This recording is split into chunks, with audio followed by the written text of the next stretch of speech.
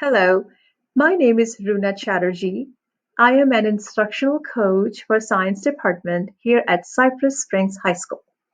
I welcome you to the final section of the book, No More Teaching Without Positive Relationships by Tyrone Howard. First of all, I will lay out the expectations from this section of the book study. You will see that this book study is divided into very small bits where I will read out a small excerpt from different pages. That's going to be followed by some reflective questions.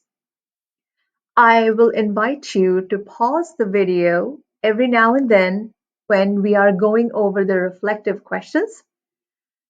Compose your thoughts and then finally compose your answers and put them down in that section of Edpuzzle. The objectives of this section of the book study are that we will read pages 68 through 85. We will make mental notes about integrating recommendations in our lessons or instructions. And finally, answer open-ended questions as we complete this video assignment. Let's do a little recap of what you may have read in the past sections of the book study. You may have noticed that this book is divided into three different sections, and we are at the very last part of section 3. This book infuses theory, research, and practice as it encourages educators to evaluate their current teaching contexts. Section 1 discusses what not to do from a practitioner lens. The theory. Section 2 provides ways to approach problematic practice more effectively. The research. And Section 3, where we are now, it offers actionable solutions to support implementation of the author's recommendations, which is the practice part. Let's look at the very first open-ended question that you will need to answer. Why is it essential to learn about the student and their families early in the year? I'm going to draw your attention to page 68 and I will read last few lines on that page.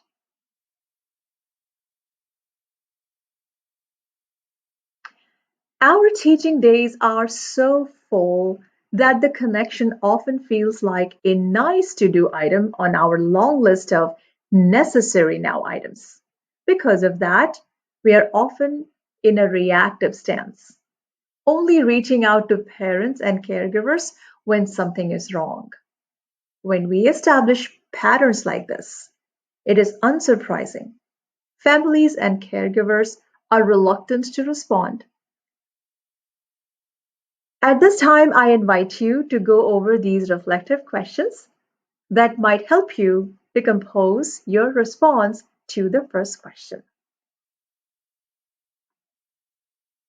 Question 1, which is a reflective question. You're not writing answers to these questions. These are only for your reflection. Are my calls about establishing two-way communication with guardians? Is there some information in my calls that the families can use? When I report a problem and there is no change in the student, do I form my own opinion about the family? And does that affect how I see my student? I'm going to pause the video here and urge you to compose your answers to the first reflective question on the Edpuzzle.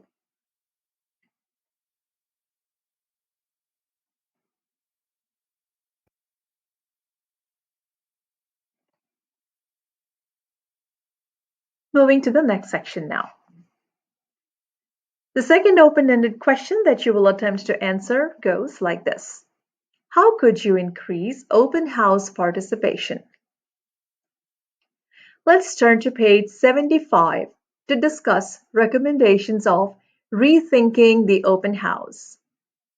What are some of the barriers because of which our parents' turnout is not as great as we'd like it to be? The author suggests having translators, providing childcare, celebrations, providing family resources, technology integration, and even providing a meal. So, as we go over some of these recommendations, I request you to jot down your thoughts about the usefulness of these suggestions for improving the turnout on open house nights. For example, translators. Try to get translators for multiple home languages. Free childcare. Organize activities conducted by student volunteers. Celebration. Showcase talent and invite community involvement. Family resources. Information on jobs, health services, food assistance, etc. Connect through technology. Live stream or make recordings available for those parents who cannot make it to the school. Meals. Invite local restaurants to provide free meals as means of advertisement. I'm going to pause this video on the screen where the reflective questions are so that you can compose your thoughts and type down the answer to the second open-ended question, which is posted on the Edpuzzle.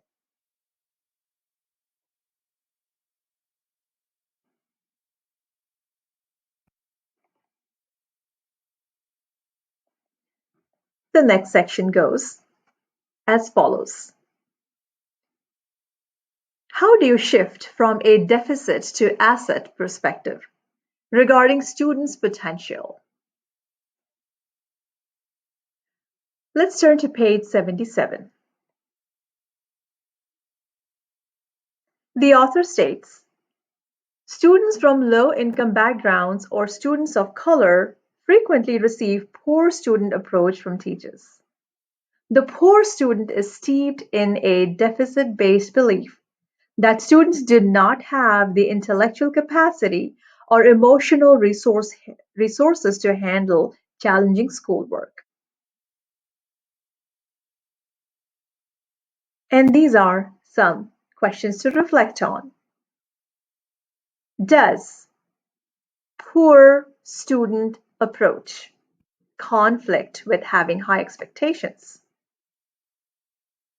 How do we determine that we're allowing a student to function at their highest potential? How does it impact a student's well-being when they move from grade to grade without learning the required skills? So let's pause, ponder, and try to compose an answer to the open-ended question.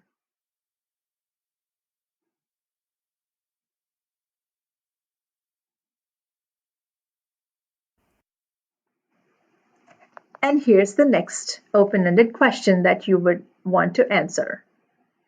What type of project-based learning activities do you encourage your students to participate in? Here, I'd like for you to describe an example from your own classroom. Don't forget to check out a great resource called Framework for High Quality Project-Based Learning as cited on page 83 of the book.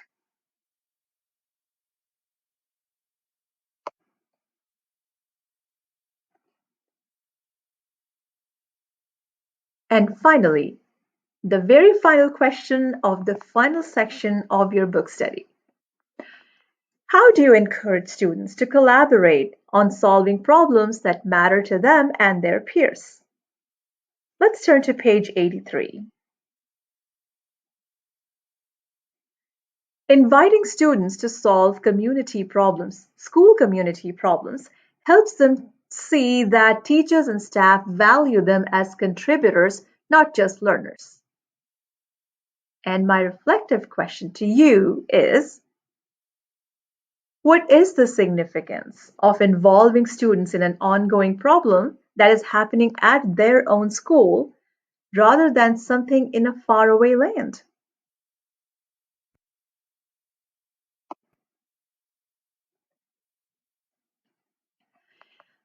And with this response, you have successfully completed the study of Section 6 of No More Teaching Without Positive Relationships by Jaleel R. Howard, Tanya Milner McCall, and Tyrone C. Howard. As an application of this book study, I urge you to choose one or two ways to better communicate with your students' families. And be sure to use an accountability partner to encourage you throughout the year. Congratulations on completing No More Teaching Without Positive Relationships book study. This is Runa Chatterjee signing off.